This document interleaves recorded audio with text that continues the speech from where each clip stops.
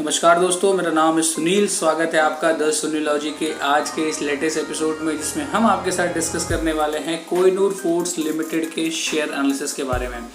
दोस्तों, पिछले 3 महीने में ये कंपनी ने बहुत ही अच्छा रिटर्न दिया है उनके इन्वेस्टर को। 6 अप्रैल 2022 को इस कंपनी ने लो बनाया था ₹7.35 का, और बीते हुए 30 जून 2022 को इस कंपनी ने हाई बनाया ₹133 का। 1 डे के अंदर मूवमेंट की अगर बात करें तो -5.80 की इसमें मूवमेंट हुई है। 4.97% का नेगेटिव रिटर्न दिया है इस कंपनी ने। 5 डेज के रिटर्न्स की अगर बात करें तो ऑलमोस्ट फ्लैट रहा है, कोई भी ज़्यादा रिटर्न नहीं है। 0.50 के रिटर्न है और -0.45% के नेगेटिव रिटर्न दिख रहे हैं। 1 मंथ की अगर बात करें तो +59 की मूवमेंट हुई है इसमें, और 116% के पॉजिटिव रिटर्न दिए हैं इस कंपनी ने पिछले 1 महीने में उनके इन्वेस्टर को। लास्ट 6 मंथ्स में इस कंपनी ने ₹103 की मूवमेंट हुई है अपसाइड, और रिटर्न्स की बात करें तो 1332% के पॉजिटिव रिटर्न दिए हैं सिर्फ इस कंपनी ने पिछले 6 महीने के अंदर। एक्चुअली दोस्तों, इस प्रकार की न्यूज़ थी अराउंड 1 अप्रैल के आसपास की इस कंपनी यानी कि कोहिनूर फूड्स लिमिटेड को अडानी एक्वायर करने वाले हैं। अडानी की ग्रुप ऑफ कंपनीज इसको एक्वायर करने वाली है, जिस वजह से इस कंपनी के अंदर डेली अपर सर्किट लगने लगा अराउंड 5% का, जिस वजह से पिछले 3 महीने में ₹7 से ₹133 तक का सफ़र इस कंपनी के शेयर प्राइस ने तय कर लिया है। अब फंडामेंटल एनालिसिस के लिए हम आ गए हैं स्कैनर.इन पे, और कोहिनूर फूड्स का हमने पेज भी ओपन कर लिया है। बेसिकली ये जो कंपनी है दोस्तों, वो बासमती राइस के बिजनेस में डील करती है, यानी कि कोहिनूर फूड्स लिमिटेड का जो बेसिकली मेन बिजनेस है वो बासमती राइस का ही है। आगे चल के देखते हैं मार्केट कैपिटल। तो इस कंपनी का जो मार्केट कैपिटलाइजेशन दिख रहा है, इतना प्राइस मूवमेंट होने के बाद 425 करोड़ का दिख रहा है, यानी कि अगर ₹7 के आसपास इसका शेयर प्राइस होता तो आपको मार्केट कैपिटलाइजेशन 30-35 करोड़ का ही सिर्फ दिखता। दोस्तों, करंट मार्केट प्राइस जो है इस कंपनी का वो ₹115 के आसपास ट्रेड हो रहा है। हाई ₹133 का था और लो ₹7.75 का था। स्टॉक की अगर बुक वैल्यू की बात करें तो बुक वैल्यू -138 दिख रहा है। डिविडेंड यील्ड, ये कंपनी कोई भी डिविडेंड पे नहीं करती, जिस वजह से डिविडेंड यील्ड इस कंपनी का 0% आ रहा है। ROCE -1.92 है, और फेस वैल्यू जो पर शेयर की है वो ₹10 की है। तो दोस्तों, कोहिनूर लिमिटेड का ये लास्ट 1 मंथ का चार्ट है जो आपको हम स्क्रीन पे दिखा रहे हैं। लास्ट 1 मंथ में इनके प्राइस मूवमेंट तो ठीक ठाक रही, बहुत ही अच्छी रही कह सकते हैं, लेकिन जो वॉल्यूम ट्रेड हुए हैं लास्ट 1 मंथ में वो 3 बड़ी बड़ी इमारतें आपको स्क्रीन पर दिखाई दे रही होंगी, जिसमें आप देख पा रहे होंगे एक तो ये इमारत, एक तो ये और एक तो ये। इसमें अगर हम आपको बता दें कि इसमें टोटल वॉल्यूम कितनी ट्रेड हुई है, तो आप देख पा रहे होंगे कि जो पहली वाली इमारत है वो बनी थी 6 जून 2022 को, जब इसका प्राइस था ₹51, तब इसका वॉल्यूम यानी कि 9,000 शेयर का वॉल्यूम हो चुका था। दूसरी वाली बड़ी इमारत जो 1 महीने में बनी है वो बनी थी 17 जून 2022 को, जब इसका प्राइस ₹79.35 था और वॉल्यूम ट्रेड हुए थे 3,74,000 शेयर। और तीसरी जो बड़ी वाली इमारत बनी है वो 1 जुलाई 2022 को ₹116.80 के भाव पे बनी है, जिसमें 4.5 लाख शेयर्स के वॉल्यूम बने हैं इस शेयर्स में एक ट्रेडिंग सेशंस में। तो आप अंदाज़ा लगा पा रहे होंगे कि पिछले 1 महीने में 3 बड़ी बड़ी इमारतें, यानी कि बहुत सारे लोगों ने इसके अंदर प्रॉफिट बुकिंग की है।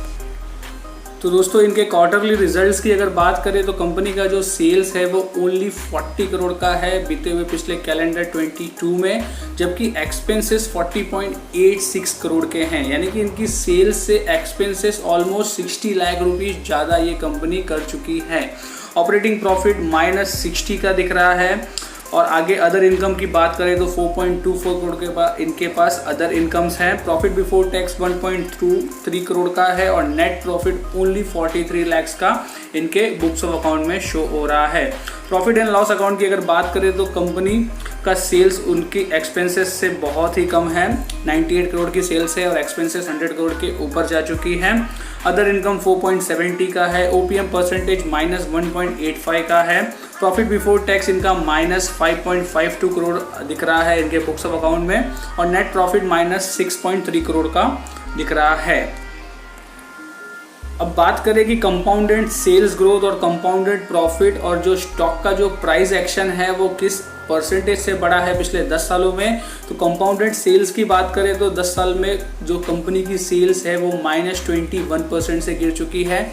बीते हुए 5 सालों में कंपनी की सेल्स -39% से गिर चुकी है, और लास्ट 3 ईयर्स की बात करें तो -45% से कंपनी की सेल्स गिर चुकी है। कंपाउंडेड प्रॉफिट की अगर बात करें कि कंपनी किस प्रकार से प्रॉफिट जनरेट कर रही है, तो लास्ट 10 ईयर्स में सिर्फ ओनली 7% का प्रॉफिट कंपनी ने जनरेट किया है, जो कि एक पॉजिटिव साइड है क्योंकि इनका प्रॉफिट पॉजिटिव दिख रहा है।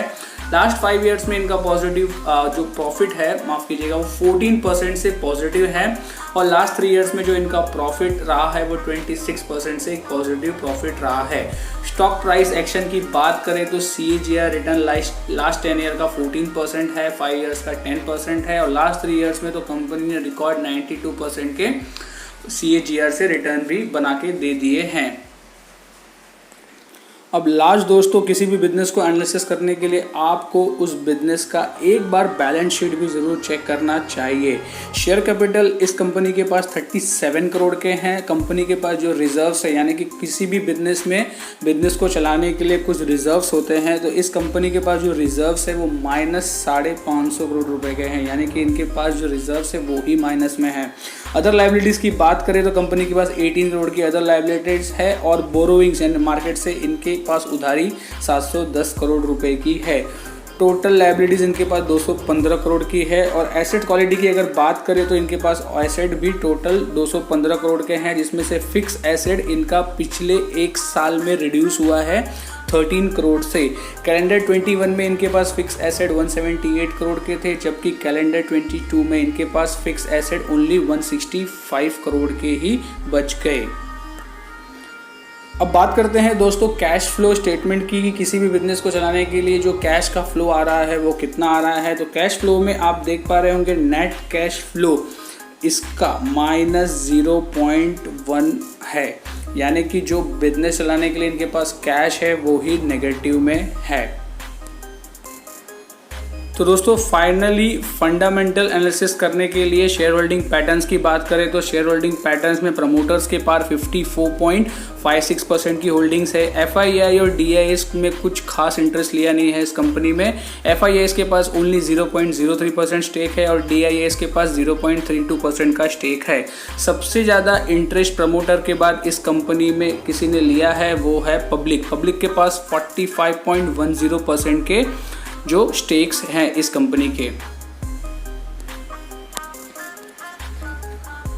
तो दोस्तों ये रिसेंटली लेटर था जो कोहिनूर फूड्स ने सेबी में सबमिट किया है, जिसमें उन्होंने ये बताया है कि अभी 8 जुलाई को वो एक मीटिंग कंडक्ट करने वाले हैं, जिसमें वो अपने पिछले 23 के फर्स्ट कैलेंडर को बताएंगे, यानी कि जो फर्स्ट कैलेंडर का रिजल्ट है अप्रैल में जून में जिन्होंने उन्होंने बिजनेस किया उसके रिजल्ट को वो शो करेंगे, और वो इस कंपनी के लिए उसके फ्यूचर के लिए कोई बहुत बड़े डिस्कशन भी कर सकते हैं।